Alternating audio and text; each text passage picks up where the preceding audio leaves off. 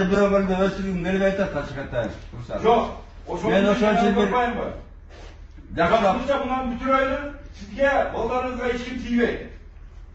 Yok, mağaza bir değil. Beni gerek olsa at salgama. Baldarga tiybesin oldu. Hiç kim atmay. Yok, baldarga tiybesin gelip kızlar. Tiybe, söz verem. Savabaysınlar bu? Savavay, tiybesin, söz verem kaldı. Hiç kimiz tiybesin. Ankara misalımına canımda cüret baldır. Bilesinler de Cenab-ı Zalovuznik'te ötmezsin. Hoşa olar da sak tapalım şu oldu. Men keçe Zalovuznik'ten saklamam. Men söz verir davazı. Menin sözüm var.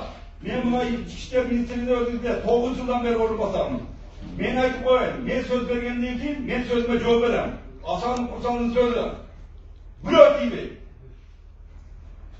Men nakla söz verem. Bürö tiybe. Bir sözümde atkaram men.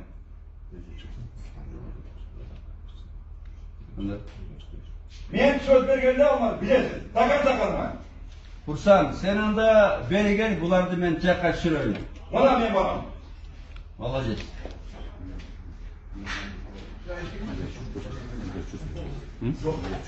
Bırak canındaki balları arkana çıkıp gelip de kursan. Ama şaşırdık. O. Ne getirdim? Geliniz, geliniz, geliniz. O. Altındaki balları ıldı çıtırsın da senin arkana çıkıp gelsen ne olur? Yok. Getir bu. Ne getir bu? Ama şaşırdık. O. Geçti açılıp balda düşürdü.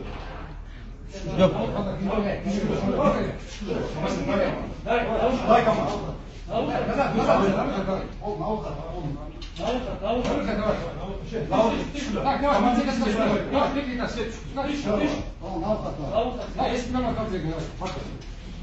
Get daha masası.